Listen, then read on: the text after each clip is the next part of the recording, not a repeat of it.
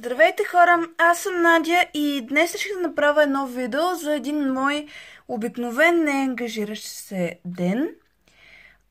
Преди малко закусих и сега отново ще разглеждам моите социални мрежи и след това по-късно ще обядвам и направо ще се включа от излизането ми след обед, защото си лежа и наистина нищо не ангажиращо.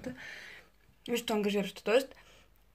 И след малко ще се включа, като излизам, за да се видя с една приятелка и да отидем на новооткрития парк за тинейджери, ако мога така го нарека, който се намира в Розариума до братската могила, който от Пловдив сигурно го знаем. И сега нека се прехвърлим направо там. Здравейте хора, аз съм Надя и в момента се намирам в мола на Рани Дънки. Колкото може да се види от тях. И се разходим още малко в мола и оттам отиваме към парка на братската могила.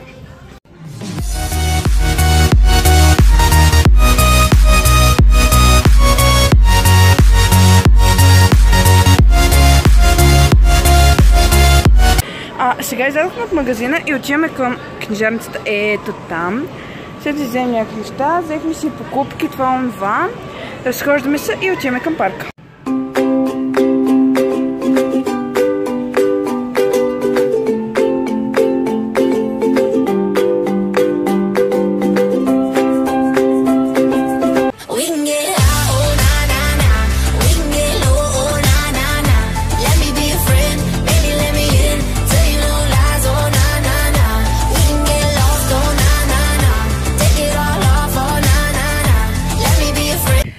Сега ще слезем ето тук долу. Мисля, то е заключено, но просто искаме да го видим отвътре, тъй като отдавна не сме идвали тук, въпреки че живеем гордо наблизо. И затова сега ще видим и какво е ето там вътре.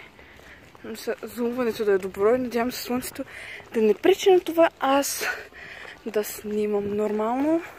Нямам си на идея. Ето тук. Ето, пристигнахме. Надявам се да виждате. Виж колко е красиво. Много ми хареса. Чакайте така да мине камерата. Чакай да не си изтърва камерата. С това, ето така. Виждаме различни статуи. Ето в тези части. Опа. Там. Сам. Въпреки че доста от тях вече са опустошени, счупени. Бяха в доста по-добро състояние, но отдавна не е отварено тук. И затова е ето така. В момента се намираме в горичката. Ето там дойдохме, където е братската могила. Може сигурно не знаете. Отиваме ето там. Защото имам нещо като парк за нашата възраст, мисля за тинейджери. Има и детска част, има и такива за възрастни, така да го наречем. Което е хипер яко. Сега точно отиваме на там. То е супер близко. Преди спомнали, тук имаше много рози. Мисъл, разказали съм, че е имало много рози, защото още от толкова много години вече няма, за съжаление. Но сега има един страхотен парк, може би вече се вижда там, ще опитам да зумна. Ето там. Има детска част и друга част. Има силен вятър, за което се извинявам, ако ме чувате лошо.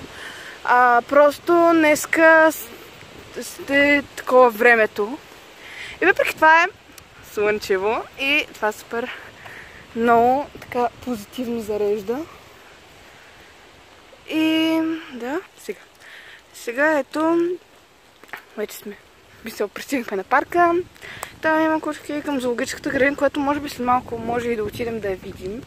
Защото се надяваме да е отворена. Ето тук вече засаждат рози, за което съм супер радостна. Тук ще го открих. Засаждат в момента рози. Се надявам отново Розариума да бъде Розариум, какъвто беше. Ето го и парка. А тези от които не го знаят, това е парка. Можехме от тук всъщност да минем. Нека минем от тук. Там по-нататък има една чешмичка. Вероятно ще снимам и от нея, защото не сме пили вода от 3 часа. И така, ето е.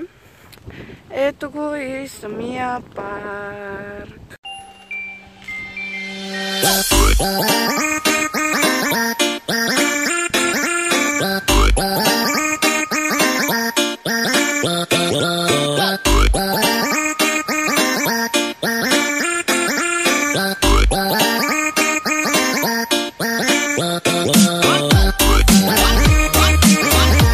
видяхте, това бяха атракциите на този парк. Там, ето тук има Кучешки парк. Мисля, ето там, тук има волейболна игрище. Като цяло много добре направено сега. И ние отиваме към градната база, ето там, където може би си направим още малко снимка и си направим разходка като цяло. Ще горичката, колко е яка. Така, ето тук се намира зоологическа градина, която явно че още не е отворена. Ние ще минем от тук, защото отиваме към гребната база. Ще ще зумна. Ето е гребната база.